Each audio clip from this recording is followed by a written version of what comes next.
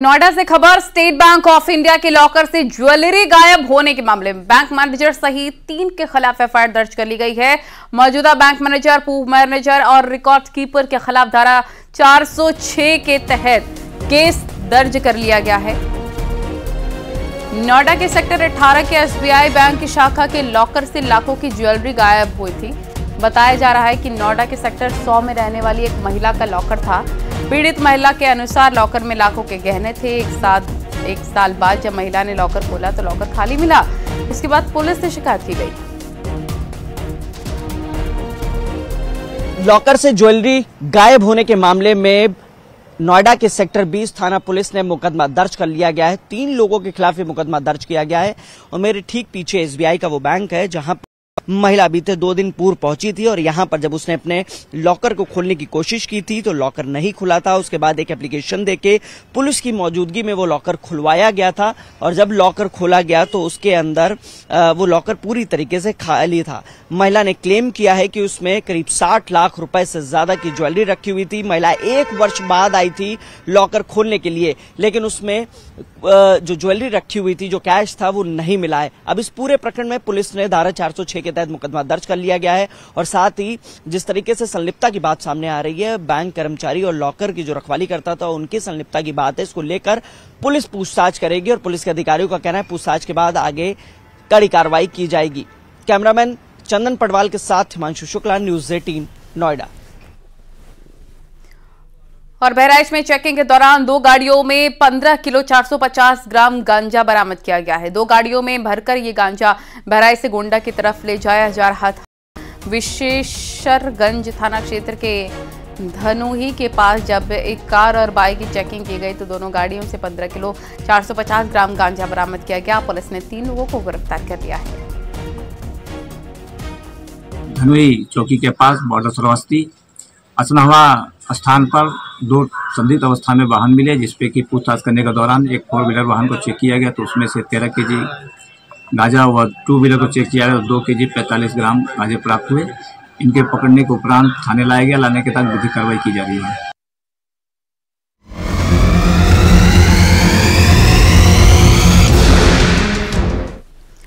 और UP police परीक्षा में पेपर लीक मामले को लेकर मेरठ एसटीएफ ने एक बड़ी कार्रवाई की है। पेपर लीक करने वालों पर नकेल कसते हुए एसटीएफ ने 6 लोगों को गिरफ्तार कर लिया है। गिरफ्त में आए इन छात्रों के तार हरियाणा से जुड़े होने की बात सामने आ रही है।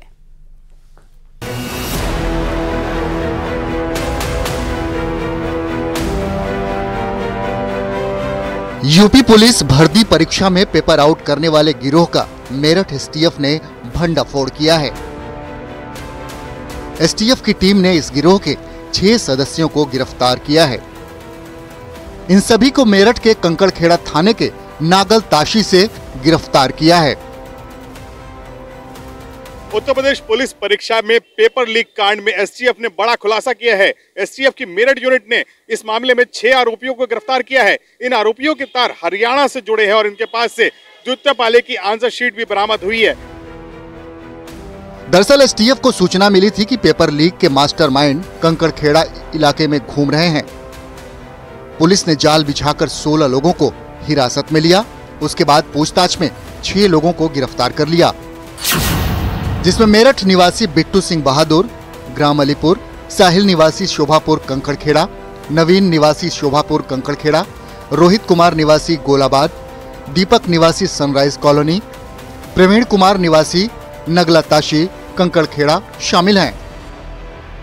यही वो लोग हैं जो परीक्षा का पेपर लीक कर रहे थे और उसके बाद जो सॉल्वर्स हैं उनको ये पेपर दे रहे थे। जो परीक्षार्थी हैं उनको लाखों रुपए में ये पेपर बेचा जा रहा था और ऐसे में अब जब एसटीएफ इसके पीछे लगी तो उसने इस पूरे नेक्सस का पर्दाफाश किया है। 6 आरोपी जो मेरठ के ही रहने वाले हैं उन्हें गिरफ्तार कर लिया गया है और थाना कंकड़खेड़ा में मुकदमा दर्ज करा दिया गया है।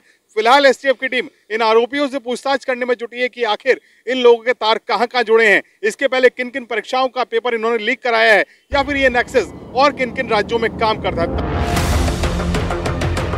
इनके पास से 18 फरवरी 2024 की दूसरी पाली की आंसर सीट में उपयोग हुई गाइड मिली है। सभी से पूछताछ की जा रही है। एसटीएफ के अधिकारियों की माने तो इन लोगों के तार हरियाणा से जुड़े हैं। ये लोग अभ्यर्थियों को लाखों रुपए में पेपर बेच रहे थे। फिलहाल एसटीएफ की टीम इन आरोपियों से पूछताछ कर रही है कि किन किन परीक्षाओं में इन्होंने पेपर आउट कराया है। इसके अलावा किन किन राज्यों में इनका गैंग सक्रिय है और कौन अभ्यर्थी है जिनको पेपर आउट होने से फायदा हुआ है।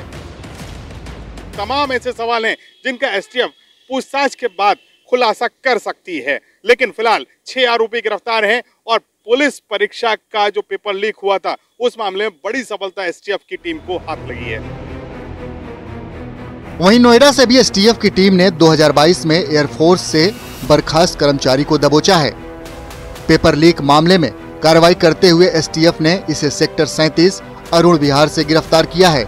इसके पास से फर्जी आधार कार्ड, एयरफोर्स की फर्जी ID, 26 admit card, 38 bank cheque, 4 passbook और 14 भर्ती परीक्षा के पेपर और 2 डायरी बरामद की है। फिलहाल एसटीएफ इससे पूछताछ कर रही है। न्यूज़ 18 के लिए मेरठ से निखिल अग्रवाल के साथ नोएडा से हिमांशु शुक्ला की रिपोर्ट।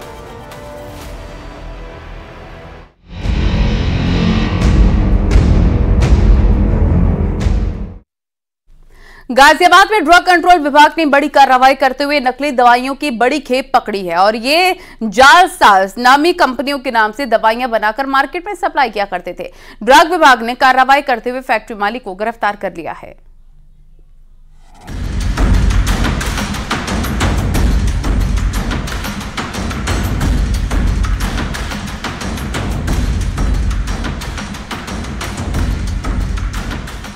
गाजियाबाद के साहिबाबाद इलाके में नकली दवा फैक्ट्री पर बड़ी कार्रवाई हुई है।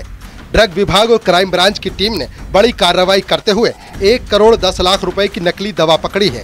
इन दवाओं का कनेक्शन तेलंगाना से बताया जा रहा है, क्योंकि कच्चा माल तेलंगाना से मंगाया गया था।